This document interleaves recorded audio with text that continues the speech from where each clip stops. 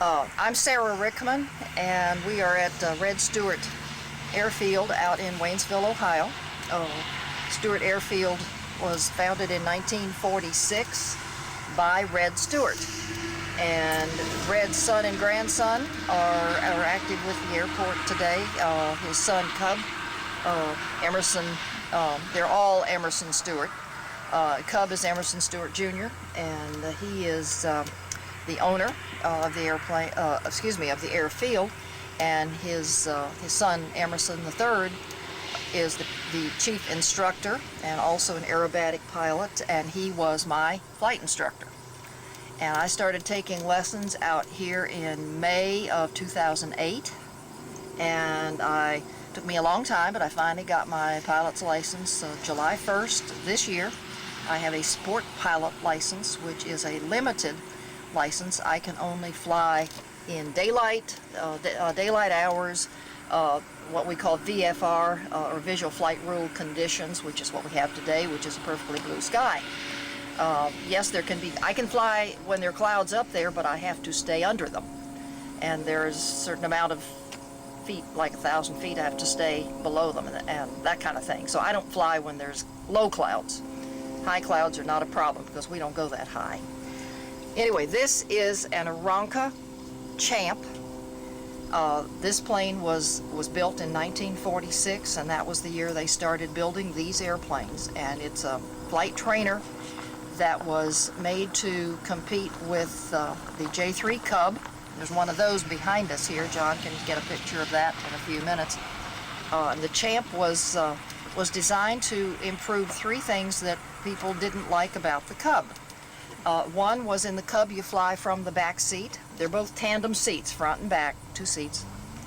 And in the Cub you flew from the back seat. The pilot flew from the back seat. And a co-pilot or an instructor could sit in the front while the pilot or the student sits in the back. I didn't like that. And I found out I could fly from the front seat of the Champ. So I moved up there. Also, it's easier to see over. You can see over the nose of this airplane from the front seat, where in the Cub you really can't. They built it so that you can see out. Otherwise, I still have to do this when I'm taxiing, but you have to S curve down the taxiway because in order to see, and you look out to the side. Well, on the Cub you have to do that most all of the time, but for me in the Champ I can see out. I'm tall enough, I can see out pretty well. So they built it so you could see out better. The third thing, I'm not sure that this was the third reason, but the trim on the Champ, in other words, how you trim the airplane for the kind of flight you're doing, climb, descend, or straight and level. The trim on the Cub is down on your left, kind of halfway behind the pilot, down low, then behind your hip. And on the Champ, it's up above my left shoulder, and I find that easier to handle and easier to do. Anyway, I'm going to do what is called a pre-flight, and it takes a few minutes because I was taught to be really thorough, so it takes me a while. There's the key. I'm going to put it in the ignition. And the first thing I'm going to do is to check what you call the Hobbs meter, and that's right here. And that's to tell how long I am up in the airplane. I rent this airplane, so I pay by the minute, or by the minute. So I have to put the date in here, September 12th. It is September 12th. And the Hobbs meter reads 96339. Well, I'm only worried about the 339, 33.9. So I've now marked what it reads as I'm going to start flying.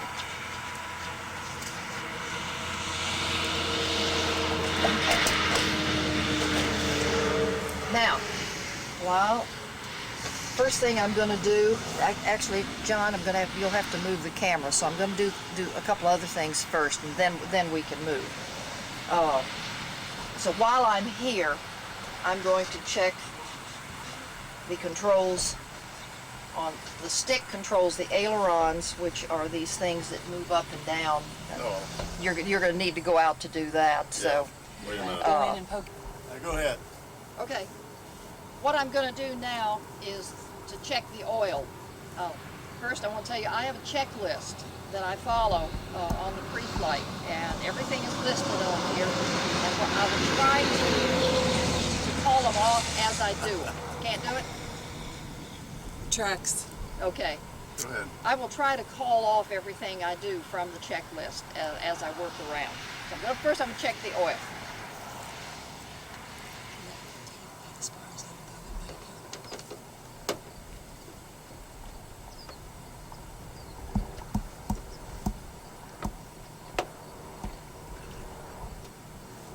Pretty much like a car, it's a dipstick.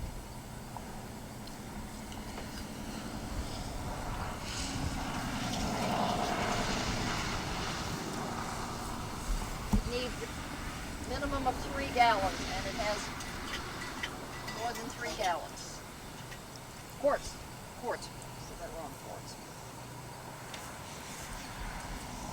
So it's okay.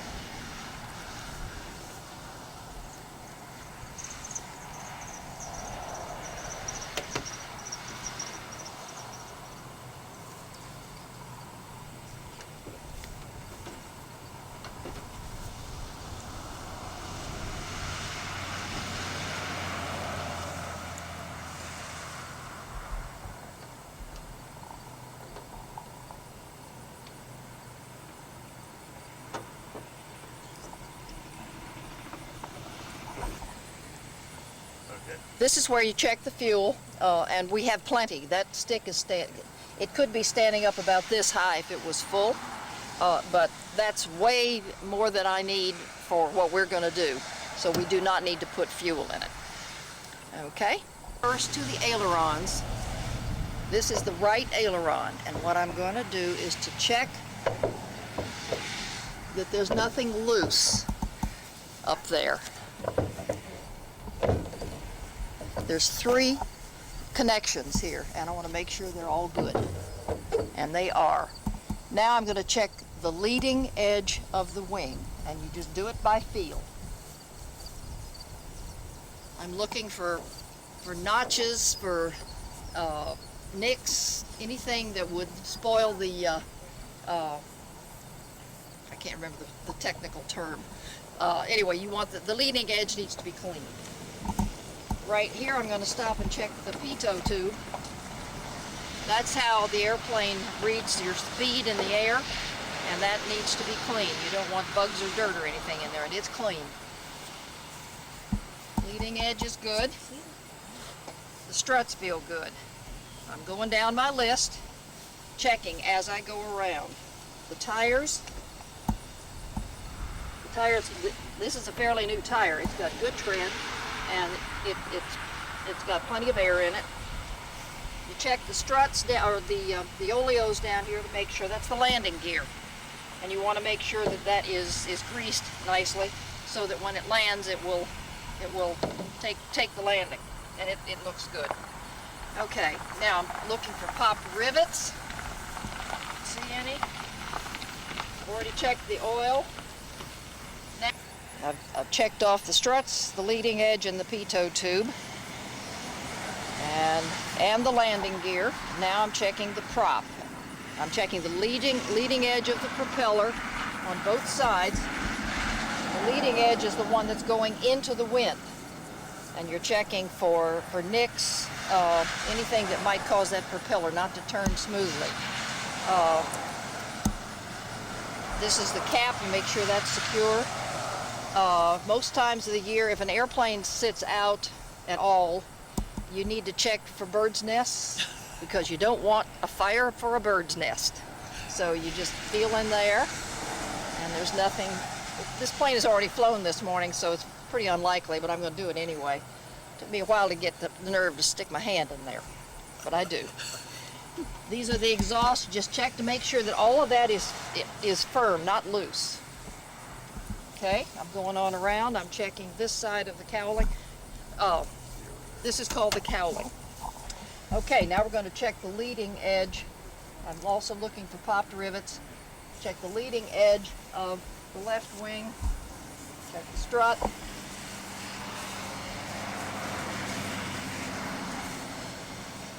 Now I'm going to kind of wiggle the wing up and down a little bit. What you're doing, you're listening for if something's loose in there, literally.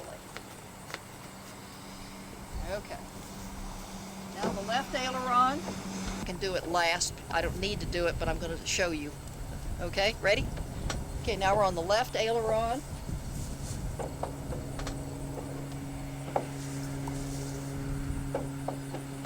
Making sure nothing's loose. Taking the rivets.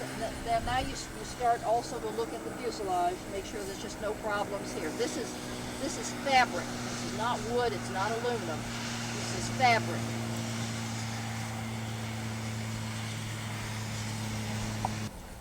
Now we're at the tail, or they call it the empennage, the French pronunciation, or empennage. And I'm going to check, you check the stabilizer, the fin, the elevator, the rudder, and the tail wheel. So here we go. We're going to check the leading edge of the tail. It's all right. Now you lift the rudder. I'm sorry, not the rudder, the elevator. Check the elevator to make sure that it moves. This is the trim, and you control this from inside the airplane. When you're landing, it's down. When you're in level flight, it's like this. Nose up, it's down, nose down, this is up. But I can't fix it out here. This is the rudder. And I'm checking to make sure that all the wires are connected and that it moves. Okay, I'm checking the rudders, making sure it moves and is fastened. And the tail wheel, when we're ready to start taxiing, you have to make sure the tail wheel is locked. Otherwise, you can't steer the airplane. You steer the airplane with your feet, and it's the rudders and the tail wheel that make it turn. So you make sure the tail wheel is locked. Okay, now I'm on the other side with the right elevator. It works fine. I just realized I forgot something. If I can move around here. One thing I do, one of my instructors taught me to listen for the timber of the wires. Wire below, wire above, same timber. I'm going to do the same thing on the other side. Edge, again for nicks, problems. Check the timber. You can hear, they sound the same. And then again, just looking at the fuselage to make sure that there are no problems. Okay, so one thing I should have done earlier, and I'm going to do it now. This plane has already flown this morning, so it probably isn't necessary. But if I was going out first thing in the morning, I need to check the gas for water and for debris. So I'll show you how we do that. And that's it. I'm going to draw some fuel into this tube.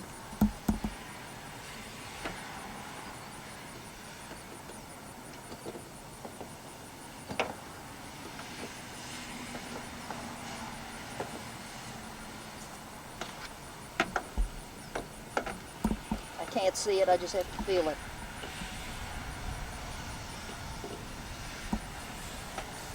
Ooh. I have gas on my hands now, it will dry. Okay, I'm checking the fuel, water, which will be at the bottom if there is any in there, and there is not. And it is clean. I do not see any little pieces of debris floating in there. Alright. If you want to move back away from it, yeah, there you go. Just so we don't take your head off.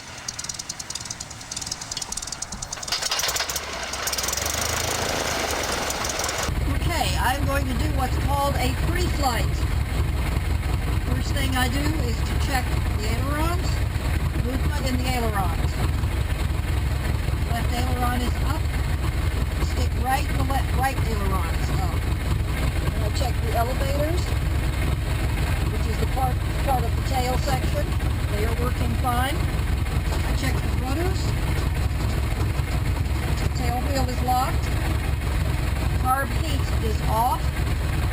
The trim is set nose down. Gas level or fuel level is fine. Gas feed is on. Primer is in and locked. My seat belt is fastened. The door is locked. I'm checking my instruments. The RPMs are working. The airspeed, we'll have to check in a minute. The oil temp is between the red marks as it should be, and the oil pressure is between the red marks as it should be. I am checking the altimeter, which is set to field elevation, which here at Red Stewart Airport is 955 feet. And I now have set the altimeter to that. Now, I'm going to do what is called the run-up. I'm going to run the engine up to 1500 RPMs and then check first the left mag and the right mag. Then I will reduce the carb heat off and then on, on and then off. And I need to see a drop in each of the mags on the dial, and I need to see a drop on the dial, the RPM dial also when I turn on the carb heat. So I'll be looking for that. Now, here we go up to 1500 RPMs, and I have the brakes.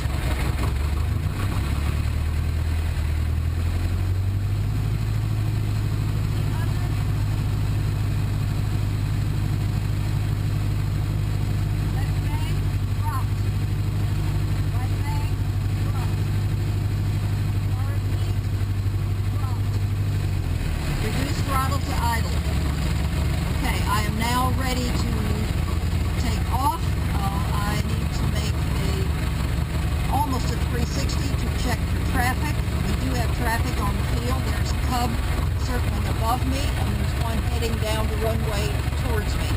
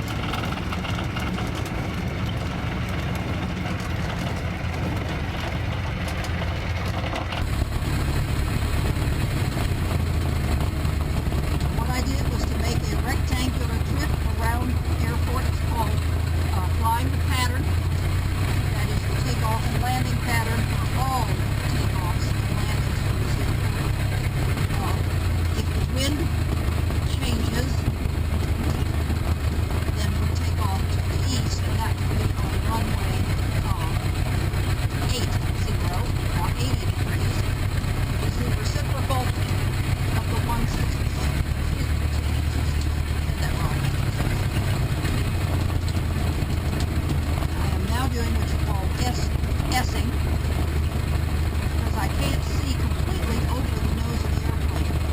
I can't really, but some of the Stewart S, so that you can always see in front of you through the side of the window. And I'm watching John is driving towards me. I'm going to pass the Cub over here on my right. Parked. I'm waiting for John. Another little S here. And back to the left. Pull up the side again. Changes.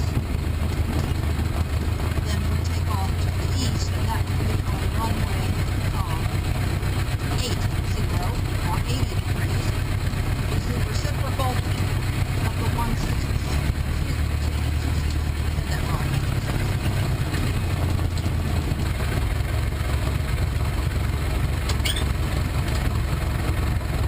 It's from the tail dragger fly-in that was here Red at Stewart Red Stewart Airfield, and it was Grassroots flying. right. That's And right. this is the man who does it right here. Okay, now say that. Okay, this is Emerson Stewart III. He's the grandson of the founder, Red Stewart, and son of the current owner, Emerson Jr., who's known as Cub. And Emerson, Emerson III, also has a little boy who is Emerson IV, and we call him AC. Ace or AC. This is the man who taught me to fly. This is Emerson. How good a flyer is she? She does a very good job. She does just fine. Well, you guys went with her, right? Yeah. What'd you think? She's fine. From 1 to 10, where would you put her? Oh. Oh, at least 15. Oh. He is a diplomat also. If He people are interested in learning to fly, what do they have to do? The easy way to do it is come out and start taking flying lessons. Your first lesson out here is in the airplane. I like to keep it hands-on. I think people learn best in the airplane, and I think that's the way to keep people interested and keep people showing up. Where is Red Stewart Airfield located? It's on Route 42 outside of Waynesville. What, a couple of miles? Yeah, 2 miles south of Waynesville.